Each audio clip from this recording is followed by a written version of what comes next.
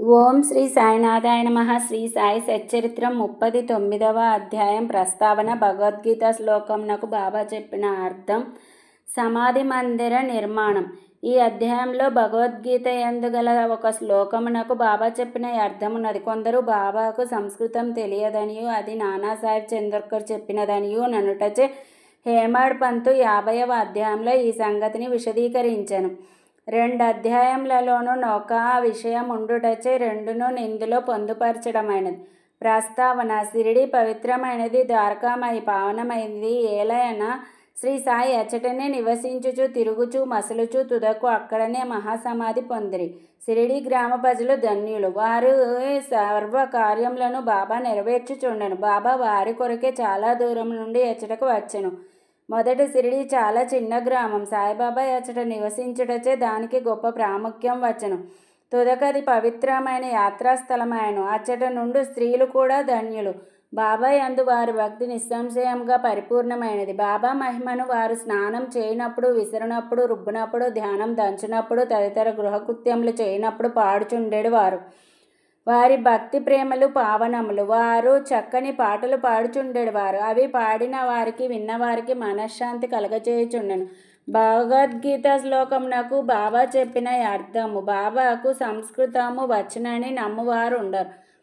ఒకనాడు భగవద్గీతలోని ఒక శ్లోకమును బాబా చక్కని అర్థమును నానాసాహెబ్ చందోర్కర్కు బోధించి ఆశ్చర్యమును కలగజేసిన. ఈ విషయమును గూర్చి బివి దేవు గారు శ్రీ సాయిలీలా సంపుటి 563 స్ఫుట విషయమునందు వ్రాసినారు. వారు స్వయంగా నానాసాహెబ్ చందోర్కర్ వద్ద నుంచి కొన్ని సంగతులు తెలుసుకొనుటచే ఆ వృత్తాంతమును ఈ దిగువన ఇవ్వబడెను. నానాసాహెబ్ చందోర్కర్ వేదాంతమును బాగా చదివినవారు. ఆయన భగవద్గీతను వివిధ వ్యాఖ్యానములతో చదివి ఉన్నందున తన పాండిత్యమునకు గర్వించుచుండెను. బాబాకి ఈ విషయం కానీ సంస్కృతం కానీ తెలియదని ఆయన అభిప్రాయం. అందుచే ఒకనాడు బాబా అతని గర్వం అణచెను. ఆ తొలి రోజులలో భక్తులు గుంపులు గుంపులుగా రానప్పుడు బాబా భక్తుల సంశయముల తీర్చుటకు ఒంటరిగా వారితో మసీదులో మాట్లాడుచుండిరి. బాబా దగ్గర నానా కూర్చొని వారి కాళ్ళను ఒత్తుచూ నోటిలో ఏదో గొణుగుకొనుచుండెను. బాబా: నానా, ఏమి గొణుగుచున్నావు? నానా: సంస్కృత శ్లోకమును వల్లించుచున్నాను. బాబా: ఏ శ్లోకము? నానా: భగవద్గీతలోనిది. బాబా: గట్టిగా చదువుము. నానా: భగవద్గీత 4వ అధ్యాయం 34వ శ్లోకం ఈ క్రింది విధముగా చదివిన: తద్విద్ధి ప్రణిపాతేన పరిప్రశ్నేన సేవయ ఉపదేశ్యంతి తే జ్ఞానం జ్ఞానిన సత్వ దర్శినః. బాబా: నానా, అది నీకు బోధపడినదా? నానా: అవును. బాబా: నీకు తెలిసినచో నాకు చెప్పుము. నానా: దాని తాత్పర్యం ఇది. సాష్టాంగ నమస్కారం చేయుట అనగా పాదములపై బడుట, గురువుని ప్రశ్నించుట, వారి సేవ చేయుట ద్వారా ఈ జ్ఞానమును తెలుసుకొనుము. అప్పుడు మోక్షమును పొందు. జ్ఞానం గలవారు అనగా పరబ్రహ్మమును తెలిసిన వారు అజ్ఞానమును ఉపదేశించెదరు. బాబా: నానా, శ్లోకం యొక్క తాత్పర్యం అక్కరలేదు. ప్రతిపదార్థం, వ్యాకరణం మరియు దాని అర్థము చెప్పుము. అప్పుడు నానా ప్రతిపదమునకు అర్థము చెప్పెను. బాబా: నానా, ఉత్త సాష్టాంగ నమస్కారం చేసినచో చాలునా? నానా: ప్రణిపాతయ్ అను పదమునకు ఇంకొక అర్థం నాకు తెలియదు. ప్రణిపాతయ్ అనగా సాష్టాంగ నమస్కారం అని తెలియను. బాబా: పరిప్రశ్న అనగానేమి? నానా: ప్రశ్నలు అడుగుట. బాబా: ప్రశ్న అనగానేమి? నానా: అదే అనగా ప్రశ్నించుట. బాబా: పరిప్రశ్న అన్నను ప్రశ్న అన్నను ఒకటే అయినచో వ్యాసుడు పరి అను ప్రత్యయమును ప్రశ్నకు ముందెలా ఉపయోగించెను? వ్యాసుడు తెలివి తక్కువ వాడా? నానా: పరిప్రశ్న అను మాటకు నాకితర అర్థమేమియూ తెలియదు. బాబా: సేవ అనగా నెట్టిది? నానా: ప్రతిరోజు మేము చేయుచున్నట్టిది. బాబా: అట్టి సేవ చేసిన చాలునా? నానా: సేవ అను పదమునకు ఇంకను వేరే అర్థమేమి గలదో నాకు తోచుటలేదు. బాబా: 2వ పంక్తిలోని ఉపదేశ్యంతి తే జ్ఞానం అను జ్ఞానంలో జ్ఞానమును పదము ఉపయోగించకుండా ఇంకొక పదము ఉపయోగించగలవా? నానా: అవును. బాబా: ఏ పదము? నానా: అజ్ఞానము. బాబా: జ్ఞానమునకు బదులు అజ్ఞానము ఉపయోగించినచో ఈ శ్లోకములోని ఏమైనా అర్థం కలదా? నానా: లేదు, శంకర భాష్యం ఆ విధముగా చెప్పుట లేదు. బాబా: వారు చెప్పనిచో పోనిమ్ము. అజ్ఞానము అను పదమును ఉపయోగించిన ఎడల తగిన అర్థం వచ్చినప్పుడు దానిని ఉపయోగించుటకు ఏమైనా ఆక్షేపణ కలదా? నానా: ఆ జ్ఞానమును పదమును చేర్చి దాని అర్థమును విశదపరచుటకు నాకు తెలియదు. బాబా కృష్ణుడు అర్జునుని జ్ఞానులకు తత్వదర్శులకు నమస్కారం ప్రశ్నించుట సేవ చేయమని చెప్పనేలా? స్వయముగా కృష్ణుడు తత్వదర్శి కాడా?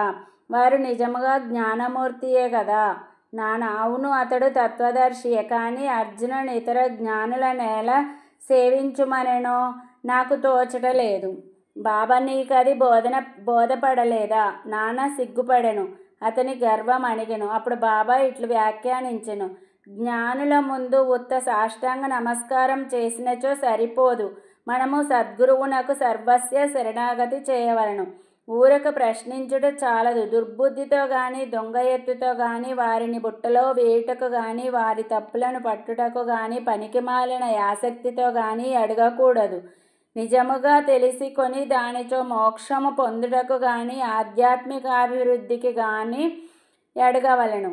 సేవ అనగా ఇష్టమున్నచో చేయవచ్చును, లేనిచో మానవచ్చుననే అభిప్రాయంతో చేయునది సేవ కాదు.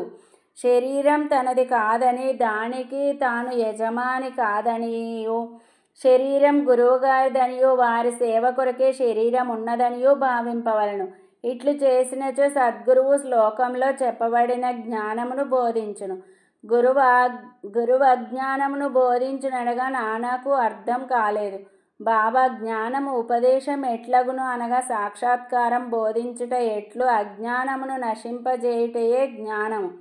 జ్ఞానేశ్వర మహారాజు ఇట్లు చెప్పి ఉన్నారు: అజ్ఞానమును తొలగించుట ఇట్లు ఓ అర్జున, స్వప్నము నిద్ర తొలగిపోయినచో మిగిలినది నీవుగా గ్రహింపుము. జ్ఞానమనగా అజ్ఞానమును నశింపజేయుటయే, చీకటిని తరుముటయే వెలుతురు, ద్వైతమును నశింపజేయుటయే అద్వైతము.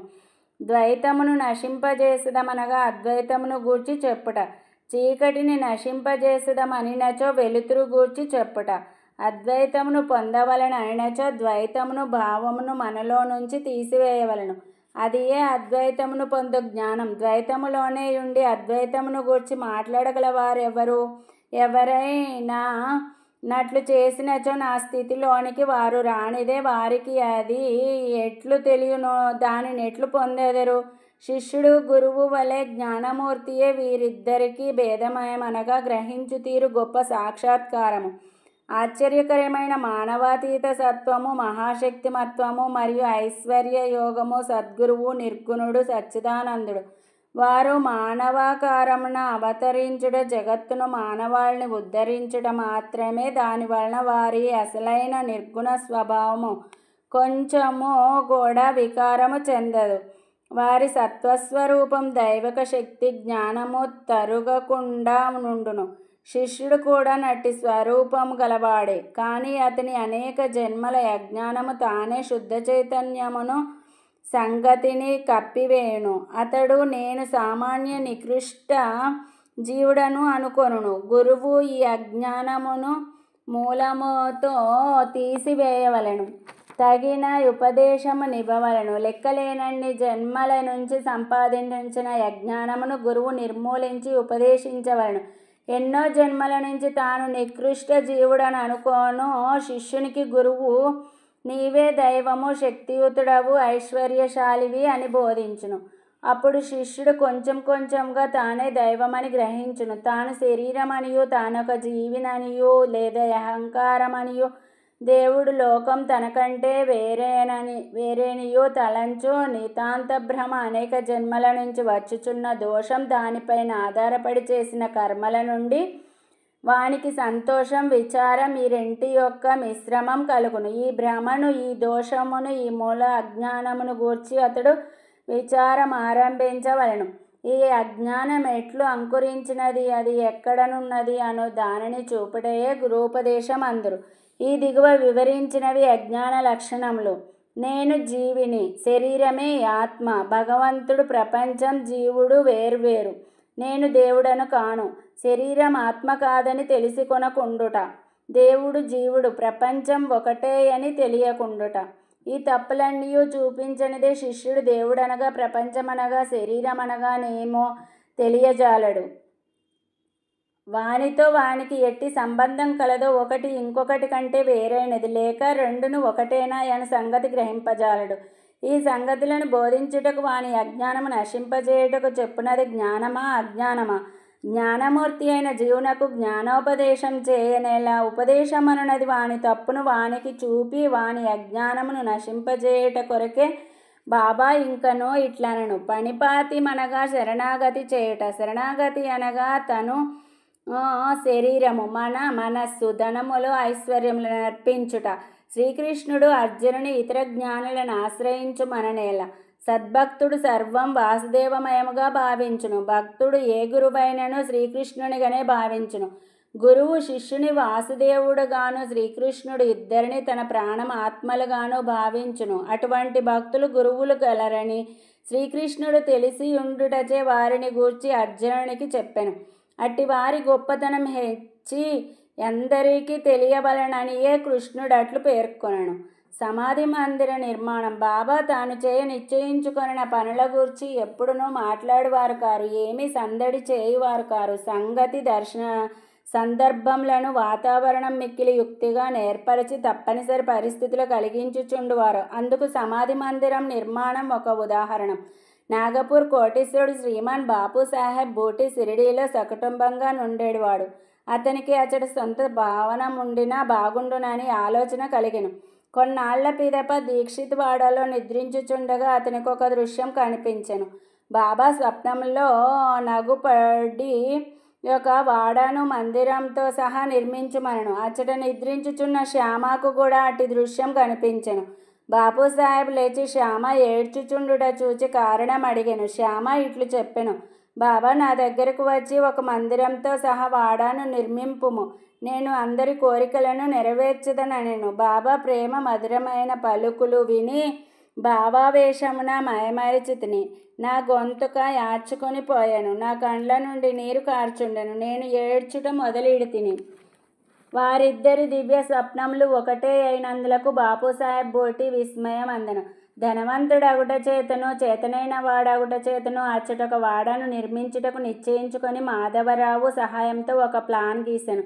కాకాసాహెబ్ దీక్షిత్ దానిని ఆమోదించెను. దానిని బాబా ముందర పెట్టగా బాబా కూడా వెంటనే ఆమోదించెను.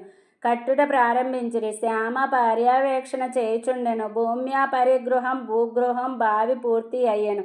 బాబా కూడా లెండికి పోవునప్పుడు తిరిగి వచ్చుచున్నప్పుడు కొన్ని మార్పులు సూచించుచు సలహాలను ఇచ్చుచుండెను. మిగిలిన పని అంతయు బాపూసాహెబ్ జోగును చూడమనిరి. అది నిర్మించినప్పుడు బాపూసాహెబ్ బూటీకి ఒక ఆలోచన కలిగెను. చుట్టూ గదులుండి తన మధ్యన ఒక విశాలమైన హాల్లో మురళీధరుని ప్రతిమను చేయవలెనని తట్టెను. బాబాకి సంగతి తెలియజేసి వారి అభిప్రాయంను కనుగొనవలెనని శ్యామకు చెప్పెను. వాడ ప్రక్క నుంచి బాబా పోవుచుండగా వారిని శ్యామ ఈ విషయం అడగగా బాబా అందులకు సమ్మతించి దేవాలయం పూర్తి కాగానే నేనే అచ్చట నివసించుటకు వచ్చేదను అని వాడ వైపు చూచుచూ, వాడ పూర్తి అయిన పిమ్మట మనమే దానిని ఉపయోగించుకొనవలెను. మనం అందరం అచ్చట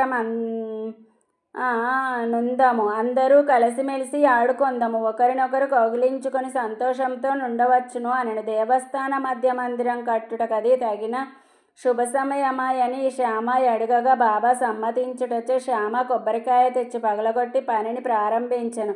కొద్ది కాలంలో పని పూర్తి అయ్యను. మురళీధర్ విగ్రహము తయారు చేయుటకు ఆజ్ఞాపించిరి. అదే తయారు కాక మునిపే క్రొత్త సంగతి జరిగిను.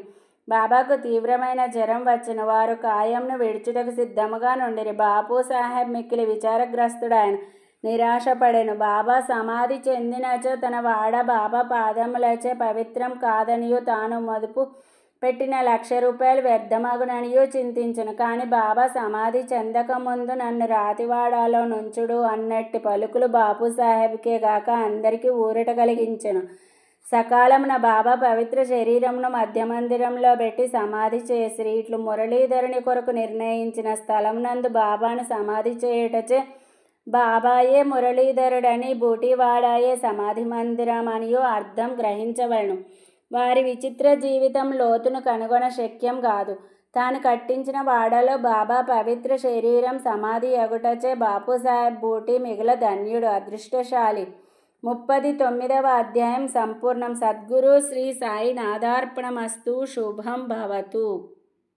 Thanks for watching Devotional Updates channel. Please like, share and subscribe to this channel for more updates.